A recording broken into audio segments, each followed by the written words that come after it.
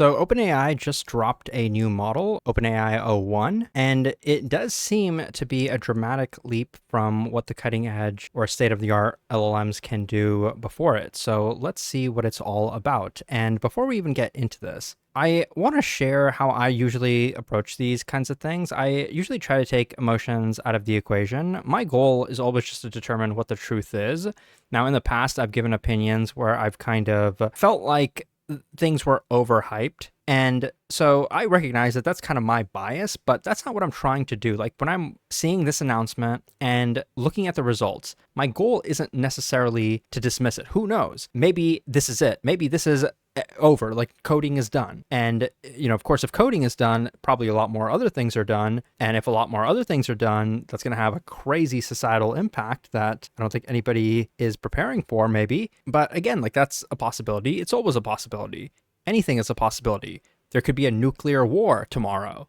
I mean, nukes exist, don't they? So that's how I approach it. And in the past, almost every single time there's been an announcement like this, the hype, I feel like, has been greater than the actual results. Like every single time when like GPT 3.5 came out, everybody's like, okay, this is it. This is going to stop coding. And then everybody was like, GPT 4 is going to stop coding, and Sora and all this. Now, the rate of improvement has been very significant. Let's try to take things at face value and not try to over extrapolate. Let's see what things can do right now. So this is the official post from OpenAI. So supposedly OpenAI O1 ranks in the 89th percentile on competitive programming questions on Code Forces and places among the top 500 students in the US in a qualifier for US Math Olympiad. So coding, competitive programming specifically, not application, not building software, competitive programming. So let's keep in mind that competitive programming problems are generally small in scope. They're very complicated, they're very difficult,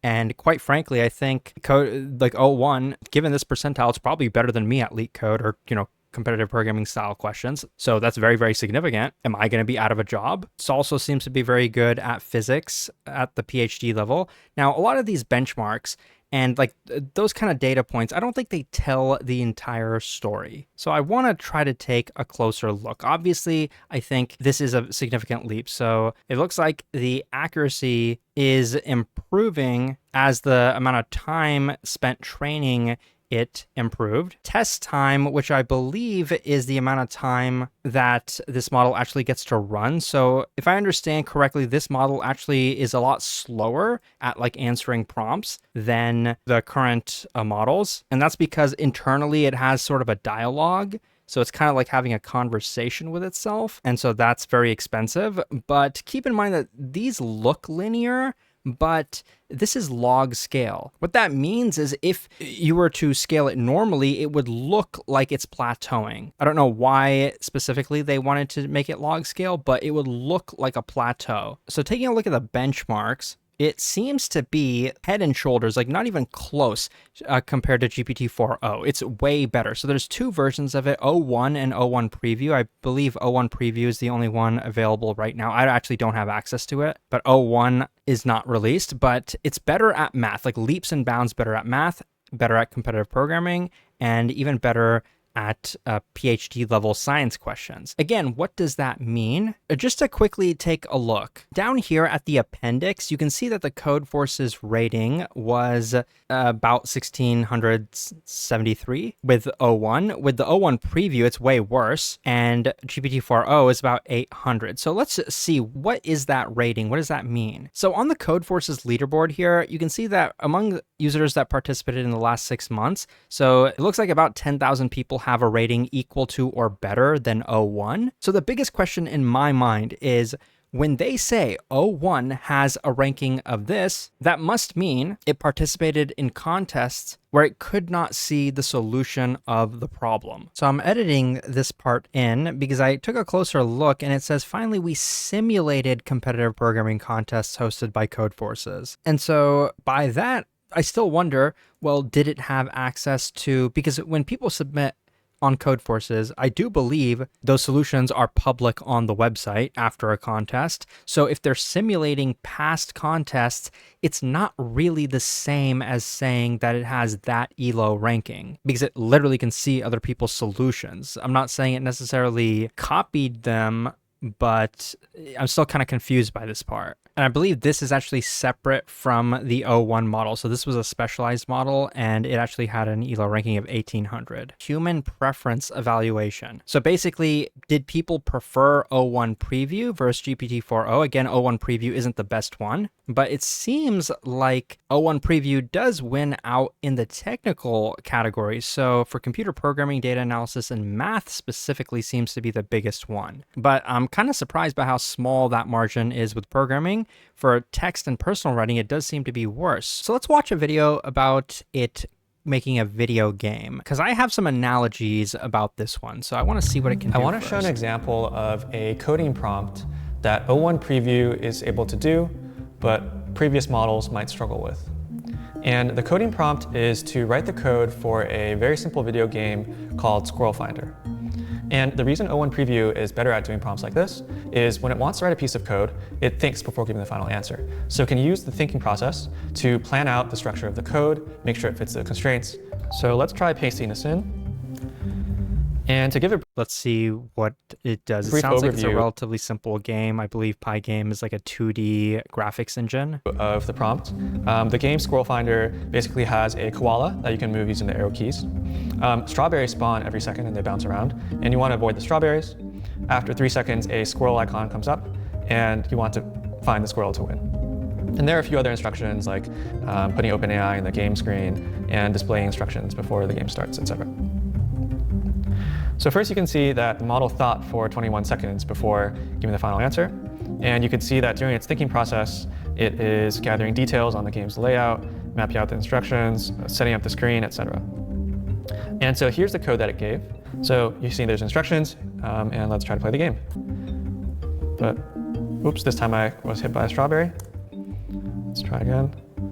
You can see that the strawberries are... Okay, so this is very impressive. The fact that with one prompt, it was able to code this 2D game following the constraints, given some images. And I'm not going to lie, like, this is impressive. This is genuinely impressive. The fact that this can be done by pretty much anybody just typing in some text, some very simple requirements. This is a game changer. Like, this is going to influence the entire world. It's probably going to influence programming. It's probably going to influence nearly every single career. But the way, I guess, like, in my mind, let's say 40 years ago or 50 years ago, like, games like these were created, relatively simple games. Nowadays, though, if you were to create something like this, there's not a lot of value in it. Maybe it'll be fun for you to play it, but you're not going to be able to sell it to anybody because the bar has gone so much higher.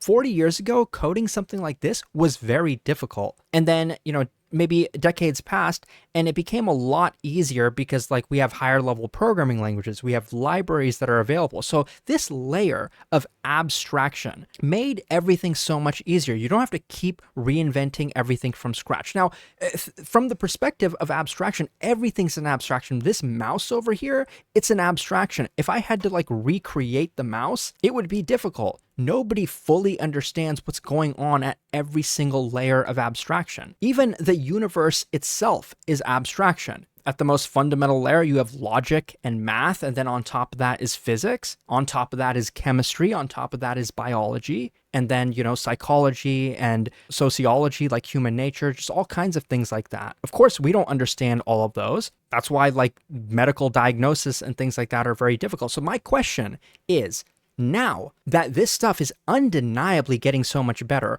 what is going to be the final outcome? Because not a single person can predict it. Even all those people in the comments that are like, okay, programming is done, bro. You're going to be a prompt engineer, this and that. Could be true. And by the way, prompt engineer basically just means that there's going to be another layer of abstraction for programmers from now on. Does that mean that we're not going to be able to distinguish from good programmers versus bad programmers? And maybe the word programmer is outdated. Maybe we're going to have to start using a different word. Even with these advancements, I don't think, given the next couple years, let's say 2 to 5 years, that programming is going to change as much as people are expecting it. Like, this is not the type of thing that's going to happen overnight. Of course, is productivity going to improve? Yes, but what does that mean? Does that mean it's going to be easier for anybody to create websites that accept payments and things of that nature. I mean, what exactly are you going to do with the infinite ability to create software? If everybody can do something, if it's so easy and trivial to do something, then there's no value in it. Farmers have very low margins, like groceries and food have very, very low margins nowadays because there's an overabundance of food. Not everybody needs to be a farmer anymore. So is that the outcome that programming is going to take? Are we reaching the singularity? Are we reaching a point where all of the difficult things are no longer going to be needed to be solved by humans when it comes to like cognitive tasks? I think from like a manual labor perspective, that definitely isn't going to be going away anytime soon, as far as I know, when it comes to robotics, but who knows, maybe that could change as well. I think this is very interesting, and quite frankly, it's not something you can answer from the perspective of programming. I think that's where all of us are kind of approaching it from. Most of us are programmers, so we're only thinking about it from that one-dimensional point. Programming, is it going to be automated? Is it not? What's going to happen? Who knows? But this is much bigger than that. I think it affects a lot of things, and the one thing that at least gives me a little bit of comfort is that if programming dramatically changes and even nearly becomes obsolete, which I still don't think that's going to happen. I think it'll dramatically change, but I still think there is a lot of value in solving technical problems and, more importantly, solving business problems with technical solutions. But if it does happen, I mean, every single thing is going to be impacted. For example, let's take a company like a Microsoft or even Google. So let's say coding is completely automated. Okay, they don't need any software engineers anymore. So what exactly are they going to be doing? They're just going to have this artificial general intelligence, this God model that they're just going to be selling and other companies are going to be consuming. Is that it? At that point, the bigger factor becomes government regulation. Are we going to have so much revenue coming in that everybody's just going to get free money? That seems a little bit too good to be true, to be honest. I don't think there's going to come a point anytime soon where you don't have to work and you're just going to be given government money. So this is a very difficult question to answer. I mean, even if you're on the side of coding is going away, which I don't think it is, even if you are, well, what exactly are you guys doing? Like, are you becoming a plumber? Are you getting some kind of like physical skills that can't be automated? Is that the approach that you're taking? Is that the smartest thing to do? I think